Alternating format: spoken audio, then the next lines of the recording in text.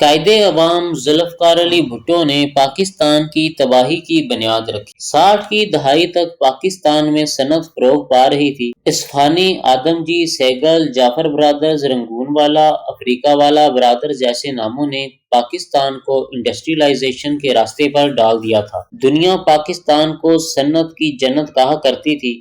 ماہرین کا یہ کہنا تھا کہ ترقی کی رفتار یہی رہی تو پاکستان ایشیا کا ٹائیگر بن جائے گا۔ یہاں فیکٹریاں، ملیں اور کارخانے لگ رہے تھے۔ بجائے ان کاروباری خاندانوں کے مشہور ہونے کے، وہ معاشی سرگرمیوں کو زندہ رکھے ہوئے تھے۔ ہمارے ہاں سرمایہ دار کو ہمیشہ دشمن سمجھا گیا۔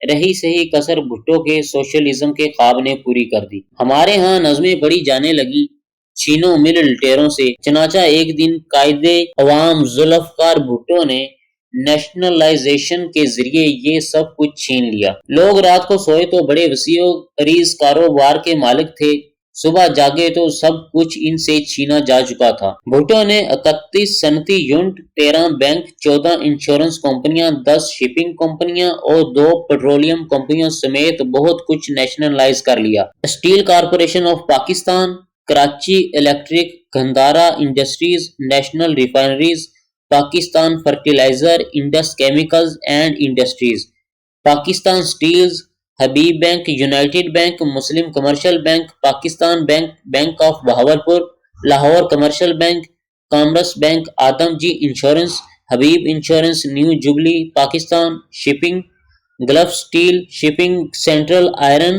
اینڈ اسٹیل سمیت کتنے ہی اداروں کو ایک حکم کے ذریعے ان کے جائز مالکان سے چھین لیا گیا۔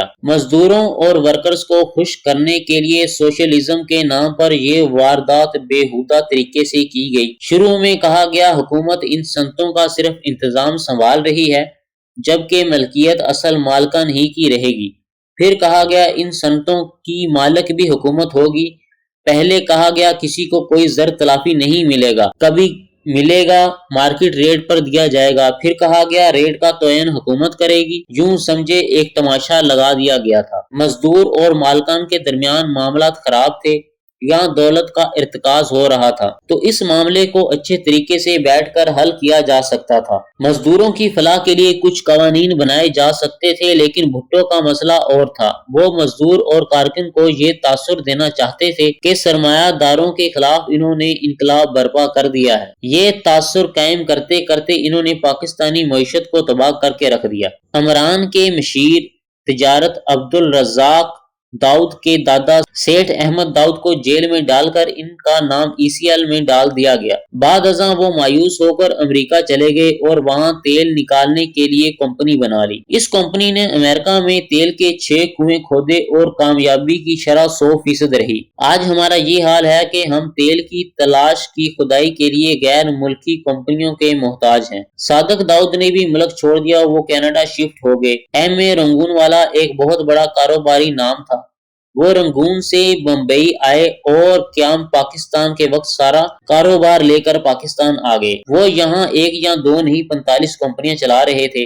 انہوں نے بھی مایوسی اور پریشانی میں ملک کو چھوڑ دیا اور ملیشیا چلے گئے۔ بٹالہ انجینئرنگ کمپنی والے CM لطیف بھی بھارت سے پاکستان آ چکے تھے۔ CM لطیف نے بادامی باغ لاہور میں انہوں نے پاکستان کا سب سے بڑا انجینئرنگ کمپلیکس قائم کیا تھا، جو ٹویوٹا کے اشتراک سے کام کر رہا تھا۔ یہ سب بھی ضبط کر لیا گیا۔ انہیں اس زمانے میں 350 ملین کا نقصان ہوا اور دنیا نے دیکھا بٹالہ انجینئرنگ کے مالک نے دکھ اور غم میں شاعری شروع کر دی۔ رنگون والا، ہارون، جعفر سنز، سہگل پاکستان چھوڑ گئے۔ کچھ نے ہمت کی اور ملک میں ہی رہے، جیسے دادا گروپ، آدم جی اور فتح۔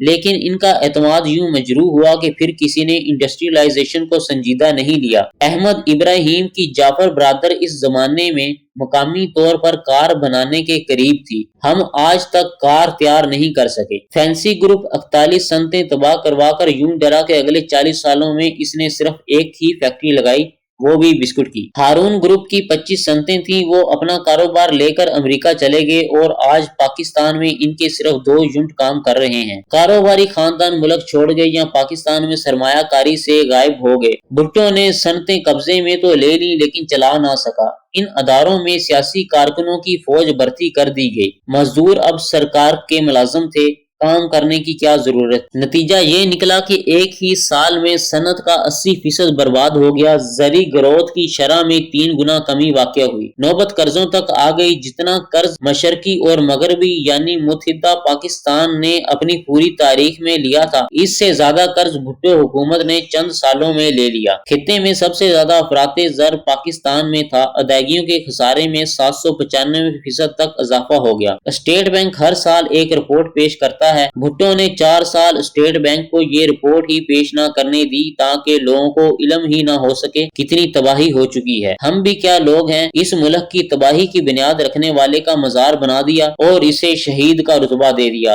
और इसकी लेगेसी को लेकर चल रहे हैं। ये हमारी कौम के सोच का मेयार है।